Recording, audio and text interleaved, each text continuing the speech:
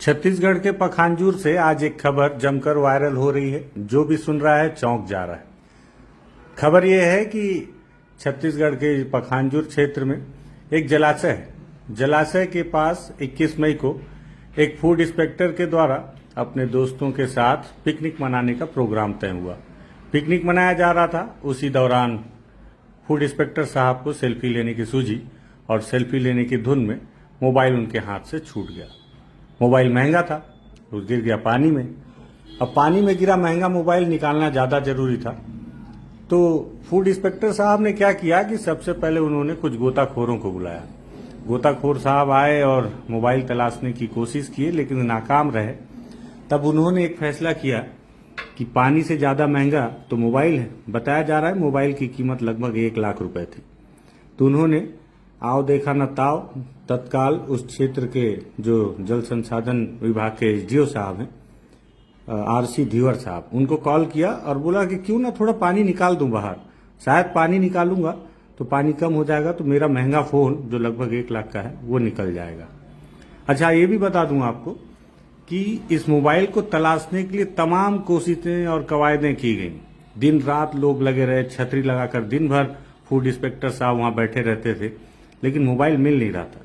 तब जाकर हार कर उन्होंने फैसला किया कि पानी सुखा दो, पानी सूख जाएगा तो निश्चित ही तौर पर उनका मोबाइल उनके हाथ में मिल जाएगा। 2 बड़े पंप लगाए गए, दिन रात चलाए गए, तब जाकर पानी 10 फीट से सूख कर 4 फीट तक आया और उनका जो महंगा फोन था वो बाहर आया।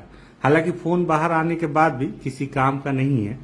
और अब जब ये खबर लगातार सोशल मीडिया में वायरल हो रही है और सभी अलग अलग न्यूज़ चैनल में सुर्खियां बटोर रही है, तब जाकर जिला प्रशासन ने इसे संज्ञान में लिया और संज्ञान में लेने के बाद उन्होंने तत्काल प्रभाव से इन फूड इंस्पेक्टर साहब को निलंबित कर दिया है।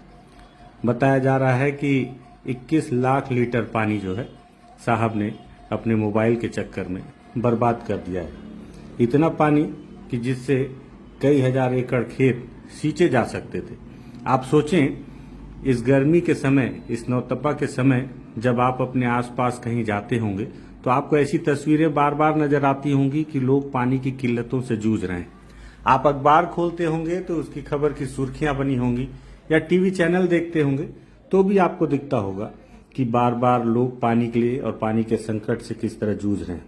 टीवी चैनलों में तो लगातार इसके विज्ञापन भी चल रहे हैं कि पानी बचाएं।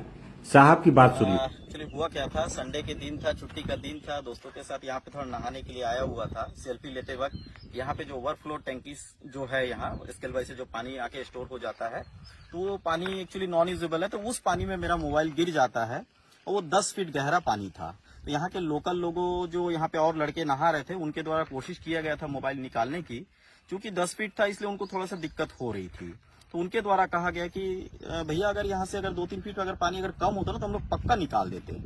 क्योंकि ये पानी यूजेबल नहीं था, मैं एसडीओ साहब को फोन किया, सर से थोड़ा चर्चा किया, एक रिक्वेस्ट किया, सर अगर ये पानी अगर मैं नहर में अगर यहाँ से निकाल के नहर में ही फेंक दूं पानी तो कोई दिक्कत है क्या, क्योंकि पानी यहाँ से बाहर निकलने का कोई जरिया है नहीं। तो सर का कहना है ठीक है, अब 2-3-4 फीट अगर वहां से पानी निकाल के नहर में कर देते वो दिक्कत नहीं, अच्छी बात है, किसानों को और ज्यादा वो पानी यूज होगा। तो वो सोच रख के मैं अपना मोबाइल कहीं ना कहीं इनके कहने की, यहाँ के जो लोकल है इनके मदद से मैं अपने मोबाइल निकालने की कोशिश की। एक डीजल पंप लगा के कुछ पानी मैं यहाँ से निकाला 3 फीट के आसपास। उसके बाद मेरा मोबाइल फोन यहाँ से निकल गया। तो 1 लाख का नहीं है वो, सैमसंग का कुछ न्यूज में ये भी चला कि मैं आईफोन कोई मैक्स प्रो करके कुछ है, नहीं ऐसा कुछ नहीं है। सैमसंग का मोबाइल है, S23 है, जो मैं 2 महीना पहले फाइनेंस में लिया हुआ था, बजाज फाइनेंस वगैरह से मिल जाता है। फूड इंस्पेक्टर साहब की बात तो सुनी आपने कि उन्होंने किसानों के हित में फैसला लिया कि पानी निकलेगा तो खेत तक भी पहुंच सकता है, इसी बहाने उनका फोन भी निकल जाएगा। लेकिन कांकेर कलेक्टर प्रियंका शुक्ला ने क्या फैसला सुनाया, सुनिए। ऐसा हमें कल ज्ञात हुआ था, कल विभिन्न समाचार पोर्टल्स के माध्यम से, कि फूड इंस्पेक्टर का मोबाइल जो है वो जलाशय में गिर गया था और जलाशय में गिरने की वजह से उन्होंने जो है उसका पानी खाली कराया और बिना किसी को सूचना दिए हुए। तो कल क्योंकि रात हो गई थी तो कल हम उसका जलाशय को देखने टीम नहीं भेज पाए थे। आज सुबह टीम गई थी और एसडीएम से उसका प्रतिवेदन हम लोग को मिला है, तो उसके आधार पे हमने फूड इंस्पेक्टर को सस्पेंड किया है और एसडीओ को हमने नोटिस दिया है। और एसडीओ इरिगेशन की सुपरविजन की कमी को भी दर्शाता है कि 2-3 दिन से वहाँ से पानी निकाला जा रहा था, उन्होंने इस बारे में कुछ भी पता नहीं था, तो उनके विरुद्ध कार्रवाई के लिए हम इरिगेशन डिपार्टमेंट को भी लिख रहे हैं। वो जो पानी है वहाँ क्या काम आता था? वो पानी जो है डेड स्टोरेज था, वो अभी जो है मतलब सिंचाई और बाकी निस्तारी के कामों में नहीं यूज़ होता था, लेकिन इस समय इतनी गर्मी है, पानी बहुत ज़रूरी है और पानी को इस तरीके से हमें वेस्ट नहीं करना चाहिए।